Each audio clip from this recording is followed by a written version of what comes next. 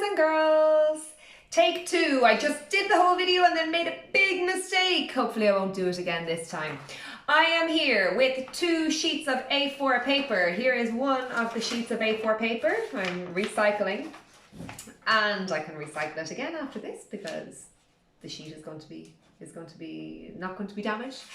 And here's the second sheet of A4 paper. You can see I have crumpled it up into a little ball. Okay, now if I raised these sheets to the same height and let them go, which one would hit the ground first? They should hit the ground at the same time, shouldn't they? Because they both have the same weight. Or would they? Try it and see. Okay? You may find that air resistance, one of the forces that we looked at yesterday, plays a part. Okay? Try it. Be very careful. Stand on a chair. Make sure it's okay with your parents before you do it. And try that experiment. So you just need 2 sheets of paper of the same size, one flat and one scrunched up really tightly. Okay? Try it and see what happens. Then, once you've done that, we're going to investigate. We're going to make a paper helicopter. I love making paper helicopters. It's great fun, okay? If you have a printer, you can print out the template.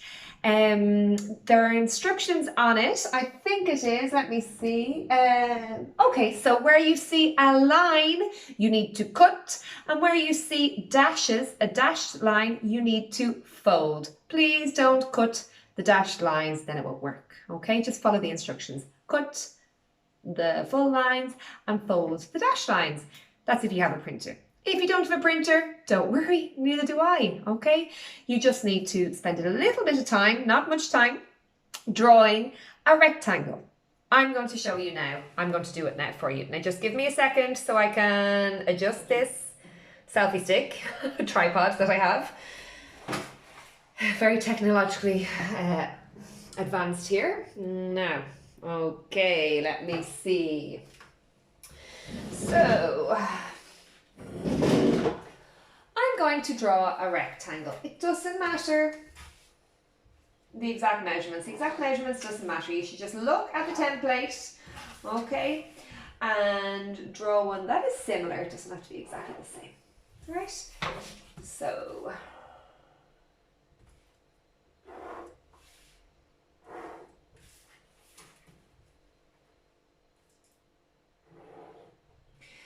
this is my rectangle. That's going to be my paper helicopter.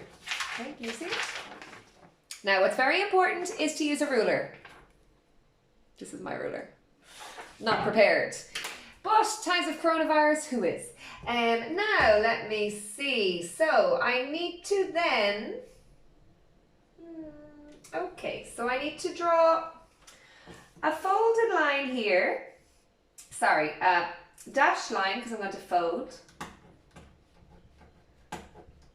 Okay, so I'm copying my template all the time. See? And then it's important that in the middle, here I'm going to mark, so 0, it's minus 9.6 centimeters, that would be 4.8. So I'm going to mark the middle point and I draw a line. I'm going to cut that line there. Okay, can you see? And then here, let me see, I'm going to have another line just here. And I'm going to divide into thirds. So, my measurement, the numbers don't matter, boys and girls, okay? So you just want to divide into equal thirds. If you have a tablet, you could even trace this, okay? If you don't have a printer, but you have a tablet. But I'm going to do it here, 3.2, right? And here they are going to be cut lines, so full lines. And then I draw a line down here, which is dashed lines to fold and dashed lines to fold. Right, now I have that. The first thing then I do, before I do anything else, because I need 2 that are the same. I want to have 2 that are the same. I put another page on top and I trace. I can see perfectly well the design, so I'm going to trace so that I have 2. Okay. Now, I'm not going to waste time by showing you me tracing, but you need to trace your paper helicopter template so that you have 2 of them. Now, once I have that done, I'm going to use a scissors and I'm going to cut out the rectangle first of all. I can do that quickly. You take your time. I've done this before, so I'm going quickly. You can pause the video. Remember, if you need more time, pause the video. Or maybe watch the whole video through first and then do the experiment in your own time. Okay, but don't be trying to keep up with me. So I have my rectangle. Remember then I'm going to cut along the full lines. So I cut and I go right to the edge of the line, not past it. And then here as well.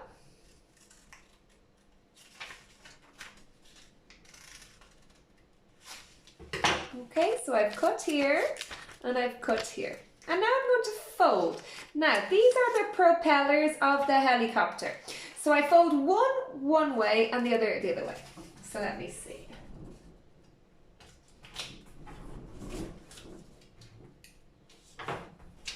Okay, so it looks a bit like this. And then I'm going to fold these ones here.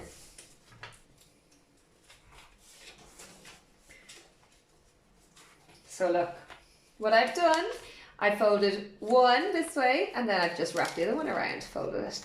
And I'm going to attach the bottom with the paper clip.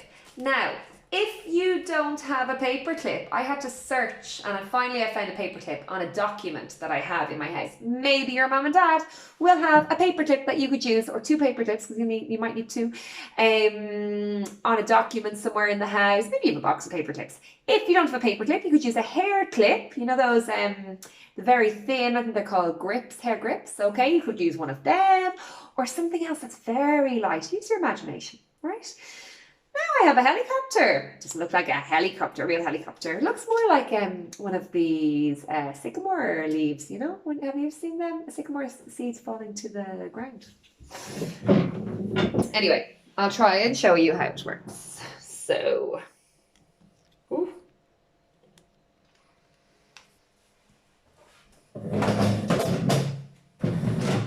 I'm holding it up high, you can't see. I'm going to drop it. Did you see it? Spinning around. Okay. Now the lower it gets, the more it spins. Let me see. I'm standing up higher now. You should see it falling past the screen soon. Right?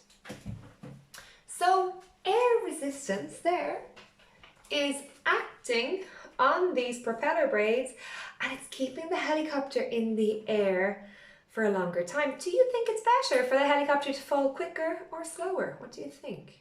The aim of it, remember, we want a helicopter to stay in the air.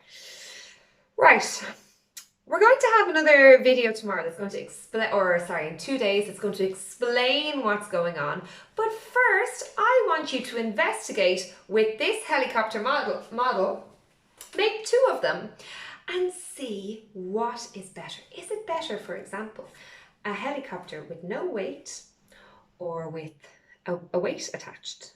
Or maybe you could have one with 1 paper clip and one with 2 paper clips. Which one takes longer to hit the ground? Maybe you could do a small helicopter and a big helicopter. So you could make a smaller one, a smaller rectangle, and copy the template. If you print the template, there is a smaller one, so you can test the smaller one and the bigger one. Maybe with one of your helicopters, you could cut the propellers in half, okay? So instead of having a long propeller, you would have a short propeller. And then you could test the helicopter with the long propeller against the one with the short propellers, okay, to see which is better. And it's important, boys and girls, that we only change one thing at a time. So for example, I wouldn't have this helicopter with a paper clip on it, and my other helicopter with short wings, short propellers, and no paper clip. because that's two differences. I've changed the wings, the propellers, and I've changed the weight. In good science experiments, there is only one variable, so there's only one thing changing, so that we can tell the difference that that one element has. If I have two elements that are different, so for example, if I test the short propellers against the long propellers, but also there's no weight on the other one, well then I don't know what's making it better. I'm not sure if it's the propellers or the weight. So we chose one thing at a time, okay? So if we're comparing a small helicopter and a big helicopter, we make sure that both of them have weights, or that neither of them have weights, but that they both have the same weight, okay? Or if we are varying the length of the propeller, we make sure that the other helicopter is the same size. We're not going against a smaller one, okay? So the main message there is one variable. Now, your job today is to investigate, make a paper helicopter. You can time it with a stopwatch, or you can hold two together and just watch them go, okay? So you're going to play around with that and be able to tell me at the end of it what makes a good helicopter. I am going to look for a sheet that you can record your results on.